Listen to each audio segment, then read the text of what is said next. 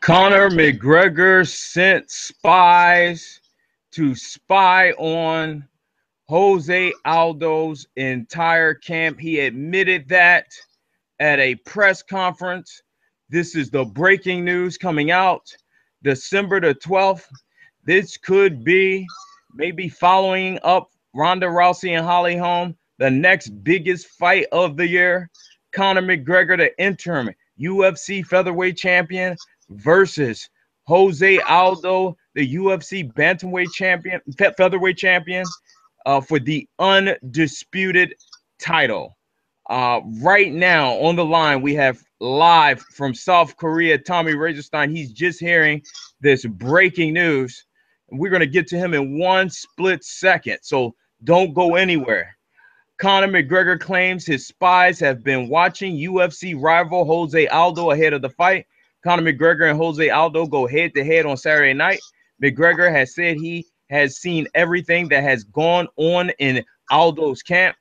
Aldo and McGregor will weigh in on Friday ahead of the Las Vegas showdown. And does Conor McGregor have more pressure put on him since the knockout of Ronda Rousey? Right now, we want to get the comments of Tommy Razorstein before we get into the article. This is breaking news. Tommy Razorstein. What's up, Don? How you doing? I'm hanging in there. This is some shocking news. McGregor literally admitting to sending spies to Jose Aldo's camp. Is it real, or he's just trying to get in his head? You never know what Conor McGregor is up to. I mean, he says all sorts of crazy stuff, and you know what? He does a lot of crazy things, because the things that he says usually come true. So he makes all these predictions when he fights also. So he says a bunch of crazy stuff, but also he backs it up. So he could be saying some crazy stuff, but also backing it up. It wouldn't surprise me if he has people that he knows watching Jose Aldo. It wouldn't surprise me if he had people, who are acting like they're tourists or something, and maybe Jose is running on the beach or he's training somewhere and they're maybe taking pictures. Wouldn't surprise me if he knows the people who he works with, see what kind of training that he's getting, see what kind of people he's preparing with. That wouldn't surprise me either. So it's kind of the smart idea. And I'm not sure if Jose's doing it too, but I'm sure he knows a lot about his training camp too.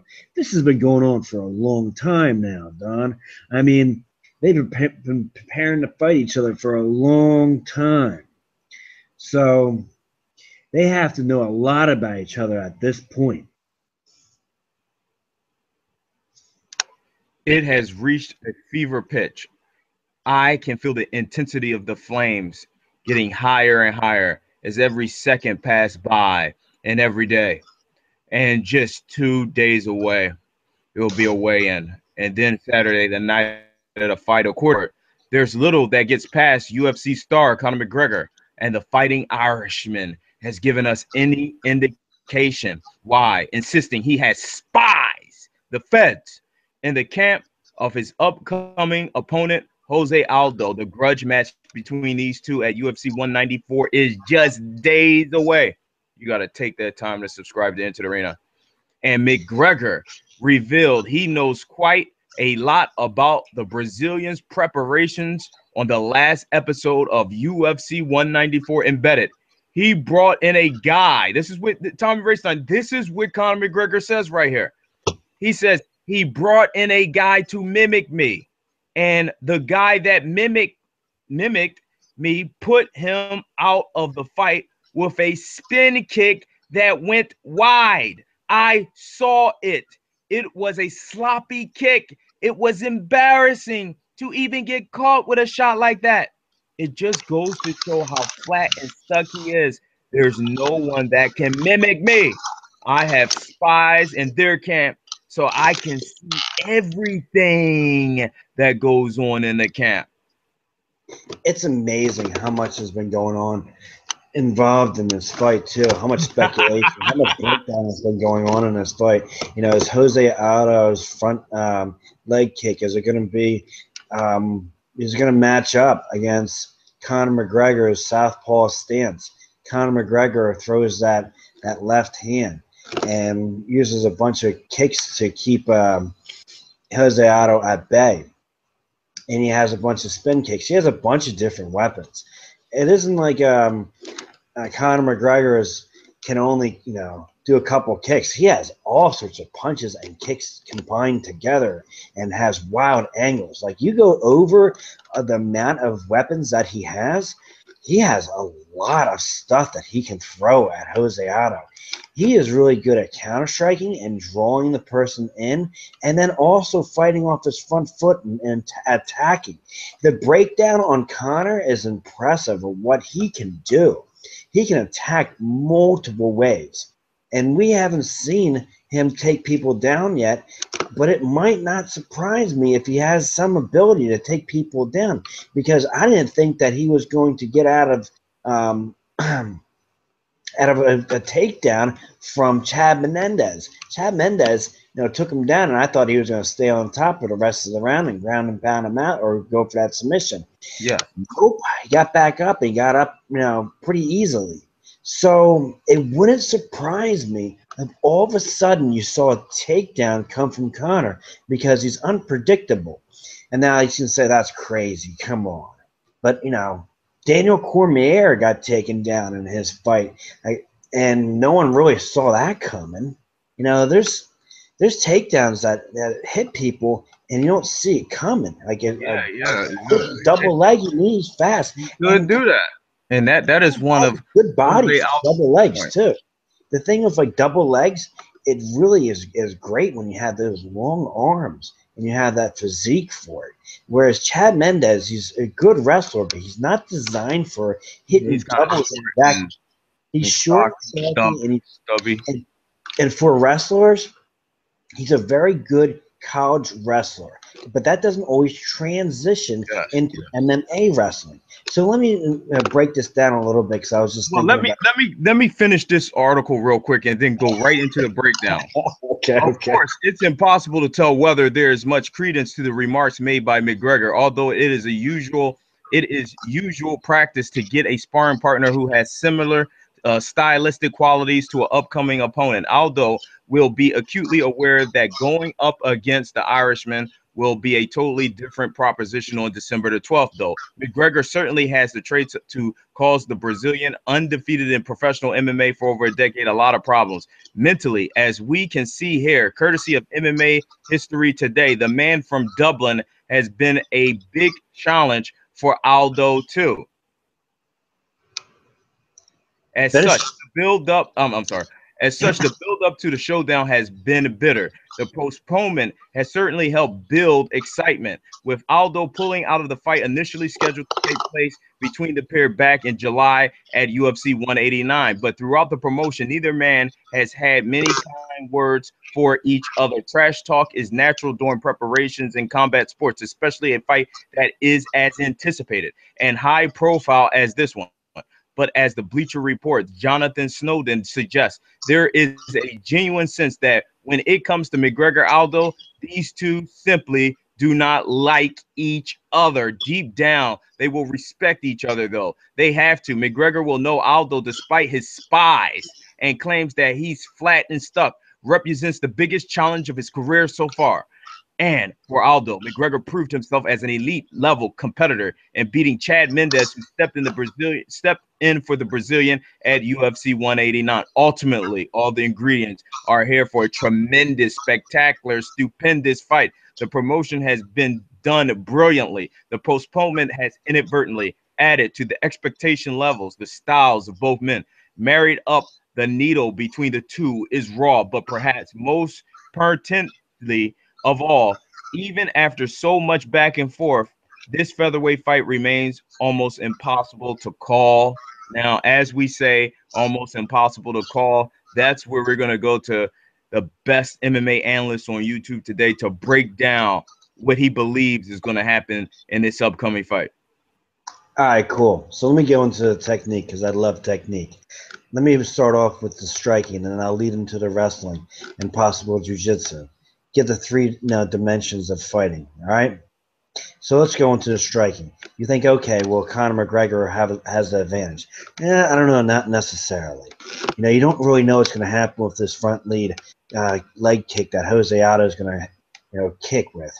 Because, this is only his second time in the past 9 years, or 7 or 9 years, that he has fought a southpaw fighter. So maybe he'll get the better of him. Like he was destroying Kenny Florian's leg, and Kenny was a southpaw. So maybe he'll be able to do the same. But Conor is using some front kicks that just attack at the midsection that keep people at bay and confuse them. And then when you try and cut a corner, he throws a spin kick, so that way he catches you, going from left to right. Conor's a tricky fighter, and he has a looping punch that he comes in with. And then he loves throwing that left hand. So it's going to be a really, really wild game. You never know what's going to happen in the striking department and who's going to win in that. So let's go into the wrestling aspect. We haven't seen Conor, do any takedowns or anything like that. However, he has a great wrestling physique for double leg takedowns. He has the arms, he has the legs. Tommy, you're breaking up a little bit. Can you talk louder in the mic? He has a great body for wrestling when it comes to, shooting in for doubles and singles. Usually I like those doubles, but he might be able to shoot in for a single and press it to the cage and then hit a double. It doesn't really require that much wrestling technique sometimes, as it just requires the perfect angle and the perfect body physique to get that, the long arms around someone's legs. If you can hit a double, he might be able to really change the momentum of this fight if he can really start hitting some doubles up against the cage. It wouldn't surprise me. That would be crazy, but it wouldn't surprise me. I mean, he's really improving his game a lot. Now, Jose Aldo is one of those older lions, and Conor is a fresh, up-and-coming, hungry lion who isn't afraid. And those people who aren't afraid are willing to try out different ideas and go into different dimensions and get out of their comfort zone, which is not easy for older fighters to do. I'm not saying Jose is really old, but he hasn't lost in 10 years, and he's kind of used to his fighting style. So Conor's changing, and he's younger, and he's changing. Those people are very difficult to fight. All right, so the jiu-jitsu game. You saw how well Conor did in getting back to his feet and striking from the bottom and being defensive with the jiu-jitsu game in his last fight, which I was really surprised. I thought he would be completely outmatched, pinned to the ground, get ground and pounded, not be able to work up to his feet at all. However, he did really well getting back to his position where he wanted to get to. Jose Aldo has solid jiu-jitsu, but that's another thing. I think that his jiu-jitsu isn't going to get better. I don't think that Jose Aldo is going to change at all. If anything, maybe he might be going down, and his rib injury might have forced him to not really try and learn anything new and just stay at the same game plan and prepare for Conor. Whereas Conor's been saying, I'm not preparing for Jose, I'm just preparing and getting better every day, which is a dangerous, dangerous fighter. It's really hard to prepare for somebody who doesn't give a shit and is willing to try different moves out. Just like John Jones, when he's unpredictable. Conor's becoming that way too. And you know what? I think, he's messed with Jose Aldo's mind. I think he's, broke him at some points. I think that he has the mental advantage right now. Tommy Razorstein, that is a brilliant, stylistic, technical prediction and breakdown of how this fight may go. I believe that Conor McGregor will not necessarily come out there and go for broke. I believe he will start off with that distance. That leg will be out there, and he will know that Jose Aldo will try to kick that leg out. He will try to check it, but I think he's going to go. He will have a lot of power on his punches in the beginning of the fight, and Jose Aldo wants to use his technique to test Conor McGregor. So they might be a huge filling out process in the beginning of the fight. McGregor will start to put it on, and as he puts it on, Jose Aldo will try to match that pace. So the pace in this fight may go up dramatically. I mean, this may be a frantic pace in the second round. If this goes into the third, I think that's where you see, does Jose Aldo, the old lion, does he still have it? Can he still do what he did a long time ago, and the reason why he's never been defeated in the UFC? Or is he getting old? Conor McGregor, within the first 1 to 3 rounds, will be trying to do that spinning back kick, but Jose Aldo is very aware of that and will try to counter. If Jose Aldo gets hit to the body by punches or with that spinning back kick, that will deplete the energy of Jose Aldo tremendously. So what I believe is, if Jose Aldo is not able to take those legs out of Conor McGregor, that lead leg, and is not able to close the distance like he wants to, this fight will end to the 3rd to 4th round for Conor McGregor, TKO, KO, somewhere around that. That's what I believe is going to happen. In terms of people saying, oh, Conor will get his chin test, of course, I think Jose will land some shots and will land some great kicks and things, but I think Jose Aldo will not be able to keep the pace. I think his body will shut down on him. I think his mind is going to tell him one thing, his body is going to tell him another. He's going to be like Kobe Bryant. He's just not going to be able to pull the trigger the way that he's done in the past, and there most likely will be a rematch. Also, Tommy Raystein, we only got around 1 minute and 30 seconds left. I wanted to go through just your prediction on the other fights. Okay. I have we only have 1 minute and 30, so we have Soldier of God, Guerrero Romero winning his fight. I don't know what kind of speech he'll make after he wins. I have in the middleweight division, Yoel Romero versus Ronaldo Souza. So yeah, Jacare Souza. Okay, Jacare Souza. What about Chris Weidman versus Luke Rockhold for the middleweight championship of the world? I have Luke Rockhold. I have Chris Weidman. I know we're strapped for time. Why are you picking Luke Rockhold? Well, I have a video. You can check that out for Stratford Time. You can check that out. Tommy Razorstein, Luke Rockhold, Weidman. I totally explain everything on that. I have the technique. I think that Luke Rockhold will beat him on the striking. Any other fights? I think Damian Maia will lose his fight. I'm not sure who he's fighting. In the welterweight division. Gunnar Nelson, yeah. I hate Damian Maia, and I think he's trash. And wow. I think he'll leave the UFC in shame. So I don't like Damian Maia. Can't fight. He can only do jiu-jitsu. Not that I'm taking away from jiu-jitsu, but his striking is terrible. Tommy Razorstein live in South Korea. For more in-depth breakdown and predictions, go to Razorstein Live. Tommy Razorstein. This is the D. Don Juan Banks, Conor McGregor versus Jose Aldo for the undisputed featherweight championship of the world, December the 12th, live in Las Vegas, Nevada. We will be going live immediately after that fight for all the details. There is a humongous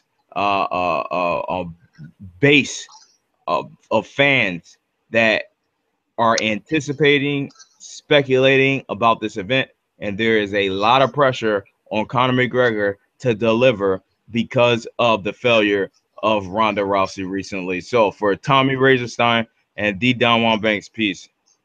Peace.